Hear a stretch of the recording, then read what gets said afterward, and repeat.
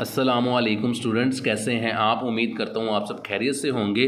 तो आज की वीडियो है सीजीएस के क्वेश्चन नंबर 4 के हवाले से, जिसमें हमने डिस्कस करना है कि आपने cost of goods manufacture and sold statement यानी कि सीजीएस स्टेटमेंट आपने कंप्लीट बनानी है। इन्फॉर्मेशन जो गिवन है, रॉ मटेरियल परचेज गिवन है, पे रोल गिवन है, डायरेक्ट लेबर कॉस्ट गिवन है, फैक्ट्री ऑफिस सैलरीज गिवन है, heat and light cost given है, पावर कॉस्ट गिवन है। ये तमाम चीज़ें जो आपको गिवन है, ये यहाँ से फैक्ट्री ऑफिस सब सैलरीज से ये आपके एफओएच कॉस्ट है। बच्चों को इस बात को अच्छे तरीके से समझना चाहिए कि कौन सी चीज़ें एफओएच के अंदर आती हैं और कौन सी चीज़ें एफओएच के अंदर नहीं आती। तो क्वेश्चन को स्टार्ट करते हैं। एफओएच की कैलकुलेशन में आपको साथ साथ सिखा देता हूं। हमारे पास जो इन्फॉर्मेशन बेसिक गिवन है वो मटेरियल की ओपनिंग और क्लोजिंग इन्वेंट्री गिवन है, वर्क इन प्रोसेस की ओपनिंग क्लोजिंग गिवन है और फिनिशिंग की ओपनिंग क्लोजिंग गिवन है। इंतहाई आसान तरीके से आपको क्वेश्चन करवाया जाएगा। अगर आपने अभी तक चैनल को सब्सक्राइब नहीं किया तो लाजमी करें, आप वीडियो को लाइक्स करें ताकि मैं और मोटिवेशन के साथ अपनी वीडियोस बना सकूं।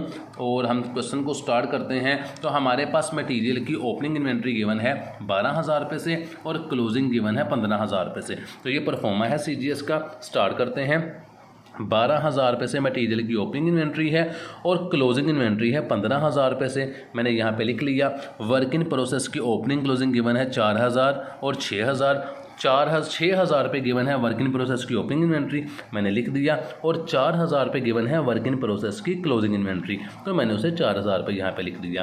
फिनिशिंग की ओपनिंग क्लोजिंग गिवन है 18,000 और 21,000, तो 18,000 रुपये फिनिशिंग की ओपनिंग इन्वेंट्री गिवन है, मैंने फिनिशिंग की ओपनिंग के सामने लिख दिया 18,000 रुपये और फिनिशिंग की क्लोजिंग गिवन है 21,000 21,000 रुपये, और मैंने 21,000 रुपये लिख दिया।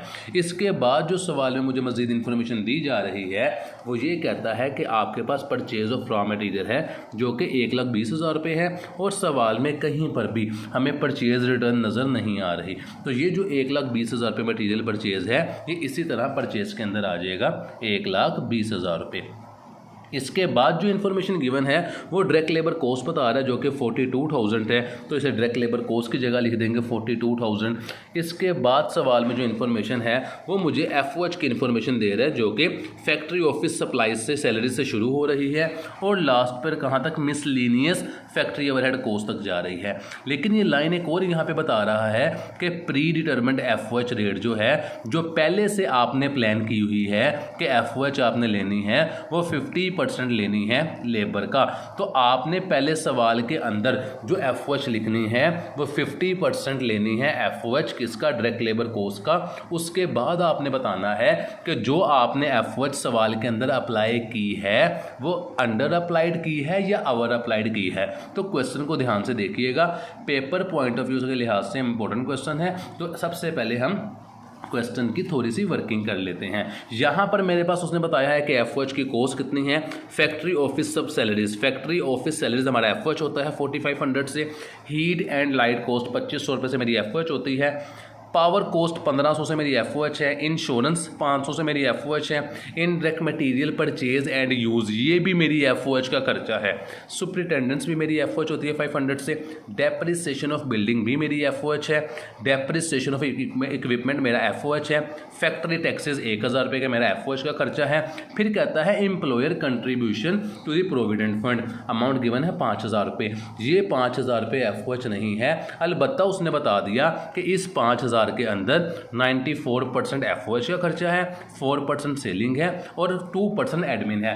तो मुझे सिर्फ एफओएच से गर्ज है यहाँ पे, तो वो 94% है।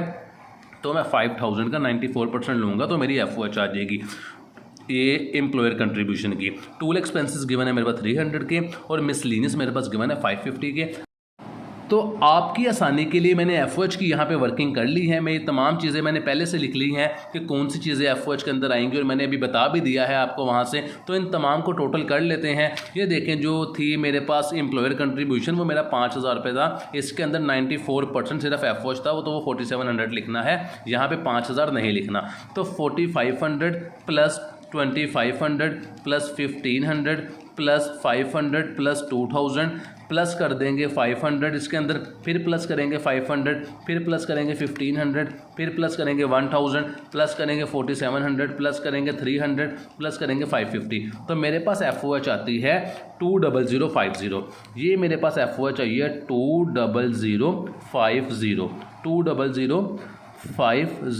लेकिन यहाँ पर समझने की, ये 50 मैंने लिखा है, लेकिन यहाँ पे समझने की बात ये है कि सवाल के अंदर जो FOH यहाँ पे अप्लाई होगी वो 50% होगी लेबर का, ये FOH यहाँ पे। तो अब ये जो वर्किंग की है ये आगे जाके यूज़ होगी। तो करते हैं, हमारे पास उसने बताया था प्री डिटरमिनेट FOH जो है वो 50% है। तो यहाँ पे मैं लिख देता हूँ कि FOH 50% है लेबर का। लेबर की अमाउंट गिवन थी 42,000 मल्टीप्लाई पे 50%, तो वो मेरे पास आता है 21,000 रुपये। वो मैंने यहाँ पे लिख दिया 21,000 रुपये, ये लिख दिया 21,000 रुपये डायरेक्ट लेबर का मैंने लिया है 50%, 21,000 रुपये आ गया। क्वेश्चन को सोल्व करते हैं। 12,000 जमा 1,20,000 रुपये जो कि मेरे पास परचेज की अमाउंट थी, तो direct material to be use मेरे पास आ रहा है 1,32,000 रुपये। उसे मैं यहाँ पे लिख देता हूँ 1,32,000 रुपये। इसके अंदर से माइनस करना है डायरेक्ट मटीरियल की क्लोजिंग इन्वेंट्री जो कि 15,000 रुपये की थी, तो मैंने माइनस किया, तो मेरे पास आता है 1,17,000 जो कि डायरेक्ट मटीरियल यूज़ आया है। इसके अंदर ऐड कर देंगे डायरेक्ट लेबर, तो मेरे पास आएगी प्राइम कोस्ट जो कि 159,000 आई है। ये देखें, ये प्राइम कोस्ट मेरे पास आई है। इसके अंदर ऐड कर देंगे FOH जो कि 21,000 रुपये थी, तो मेरे पास जवाब आता है टोटल फैक्ट्री कोस्ट जिसको करंट मैन्युफैक्चरिंग कोस्ट कहते हैं 1,80,000 रुपये। इसके अंदर ऐड कर देंगे वर्क इन प्रोसेस की ओपनिंग इन्वेंट्री जो कि मेरे पास 6,000 रुपये गिवन थी, तो मैंने 6,000 को इसके अंदर ऐड किया, तो मेरे पास आता है 1,86,000। इसके अंदर से मैंने लेस किया वर्क इन प्रोसेस की क्लोजिंग इन्वेंट्री जो कि 4,000 थी, तो मेरे पास आता है 1,82,000। इसके अंदर मैं ऐड करूंगा फिनिशिंग गुड्स की ओपनिंग इन्वेंट्री जो कि 18,000 से गिवन थी, तो मेरे पास आता है पूरा 2 लाख रुपए जो कि cost of goods to be sold का, जिसे cost of goods available for sale भी कहते हैं। माइनस करूंगा इसके अंदर से मैं 21,000 रुपये, तो मेरे पास CGS का जो आंसर आता है वो आता है 179,000। ये मेरा CGS का आंसर है, मैं आपको टैली करवा देता हूँ। ये देखें जी, ये चेकिंग फिगर है, CGS नॉर्मल मेरे पास आया है 179,000। अब उसने कहा था आपने अंडर अवर अप्लाइड FOH भी निकालनी है, तो क्वेश्चन के अंदर जो आपकी FOH अप्लाइड हुई है वो कितनी अप्लाई हुई है आपकी, यहाँ पे देखें 21,000 रुपये, तो आपने यहाँ पे लिख दें जो FOH अप्लाई हुई है आपकी वो 21,000 हुई है।